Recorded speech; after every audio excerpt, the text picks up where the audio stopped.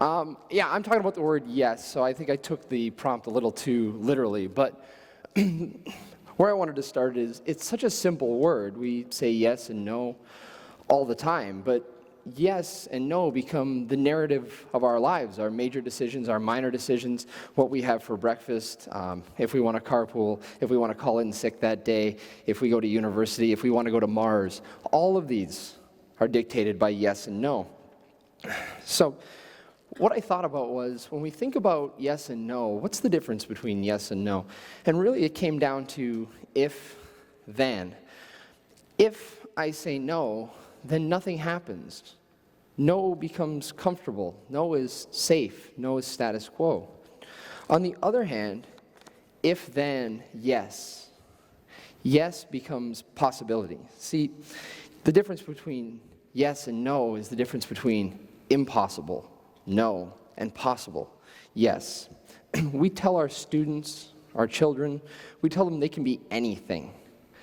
And often we forget to finish that statement. See, we say, you can be anything you want to be. And I do believe that.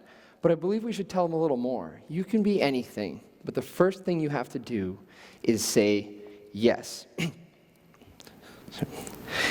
If no is safe, if no is comfortable, then yes is exciting. Yes is potential.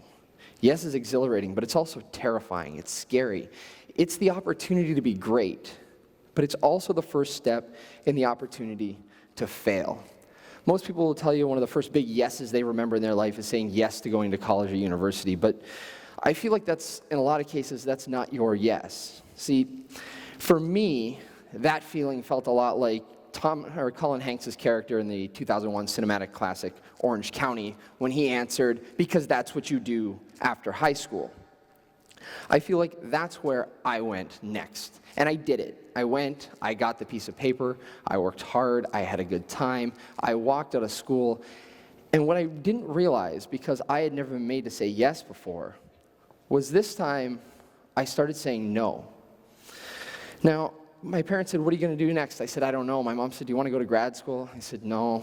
My dad said, well, how about you go to a vocational school, get a more practical education to go with your degree? I said, no. My dad said, you like history? Why don't you become a history teacher? And I looked him dead in the eye and I said, never.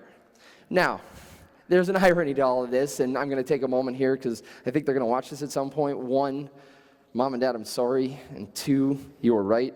But at some point I decided to say yes. After 5 years of toiling in other jobs, working in industries I knew nothing about, learning, I realized that I had to say yes to me because all of my no's had created a situation where I wasn't making progress. Nothing was happening. Nothing good was happening. Nothing bad was happening.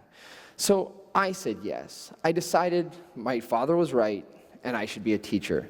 I applied to teachers' colleges. I applied to about 6 of them, and every single one of them told me no. They told me not with that GPA, and I'll be honest, the GPA that 20-year-old me earned, they should have told me no. But I could have taken their no. That was my one option. My other option was to say yes. I called up one of the schools and I said, what do I need to do? How do I get in? How do I make progress? And they told me what my GPA had to be, and I went back to school. I said yes to more classes. I said yes to hard work. I said yes to being a full-time student and a full-time employee. I said yes to the GRE exam. I said yes to all of it. And that yes, all of those yeses, got me where I wanted to go, at least part of the way to where I wanted to go. Now, once I got into grad school, I went to my boss, who I'd worked for several years, great guy. I went into his office and I said, hey, I'm going to go to grad school. Here's the schedule of my classes. And he said, that's tremendous. You're going to have to find a new job because you can't work here anymore with that schedule.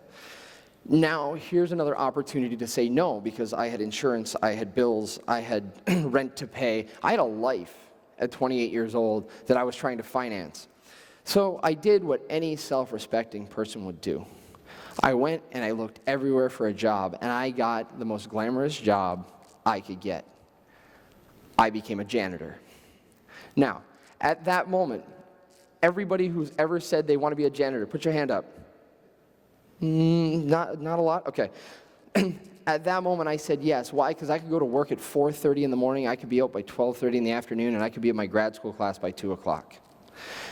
Every day, I went to work, went to school, got home at 10 o'clock, did my homework, went to bed, and did it again. But beyond the chasing around herds of barely monitored children who are doing all sorts of things that they would never do at home because their parents weren't cleaning up after them. And I figured out that's why the price of the water park was so high. It had nothing to do with the slides. It had everything to do with the parents saying, that's not happening in my living room. But after months of doing that, and I got my yes, I got an opportunity. It's not easy. Yes isn't easy. You're not supposed to think it's easy. But the path that I had to follow to get me where I'm going led here. But before I could get here, there was one more major yes. Now, I was working on a master's degree. I thought to myself, I got an education. Somebody's going to hire me. This will be tremendous. What I failed to realize is that the international school community doesn't hire in June. They actually hire way back at the beginning of the year or the end of the following year. So I applied to every job I could find in June of 2012. There was 3. One called me back. July 13th, 2012, I took a phone interview with a school in Bahrain. Now, I had to Google it to figure out where Bahrain was. And after 2 hours, I had a woman say to me, I'll tell you what, I'm going to make you a job offer. It's Thursday night, Sunday morning, there will be a contract in your mailbox. If you want the job, email us back within 48 hours. Got off the phone, did what anybody would do. I called my parents. First people you call, I talked to my mom. I said, Mom, I got offered a job in Bahrain. Her first question was, where's that? Second question was, is it safe? Then I realized my mom had Googled it and figured out where it was, so I told her to put Dad on the phone. I put my dad on the phone and said, Dad, I got offered a job in Bahrain. He said, do you want to be a teacher? I said, yeah. He said 6 words to me. You're going to take the job, right? It sounds like a question. It's not. It's a statement. At that moment, I decided I was taking that job. That contract showed up in my mailbox. I signed it, sent it back, and about 45 minutes later, I realized what I had done. I had said yes to flying halfway around the world to a country that only 48 hours before I didn't know existed. Part of that yes was getting rid of my car, getting rid of my possessions, packing everything up, because I had exactly 25 days to figure out how to get rid of my entire life to move. I had a passport, luckily, because I had used it one time. I was not well traveled. I was not particularly inspired to see the world at this point in my life, nor could I afford it. But with that passport and with the time I had on my hands, I got myself prepared. I landed in Bahrain to the most interesting, fun, dedicated group of people, present company excluded, I have ever worked with. Now, in that year, I worked with people who would be teachers for 1 year. I worked with people who will be teachers for their entire lives. But they made it so enjoyable to do what I did that when I went home at night and there was a stack of grading on my coffee table, when I went in on Saturdays to try and lesson plan, when I stressed out about how can anybody actually get this done, they made me believe it was possible. That one single yes, that school, those people changed my life. Because after that, I said yes to Guatemala. I said yes to new language, new culture, new food, new experience. I said yes to Abu Dhabi. Coming back here and coming back to this part of the world was extremely easy. Because what happens with each yes is that they get easier. The fear of yes, the fear of saying yes to this, for instance, I thought I was going to trip on the way up the stairs. All of those fears go out the window. And what you remember about the yes is the possibility. You remember what is possible. You remember what a yes can accomplish. Now, I said earlier, you can be anything you want to be.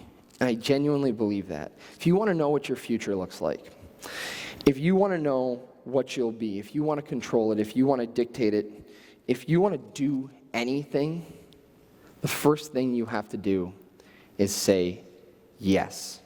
Thank you for coming to my TED Talk.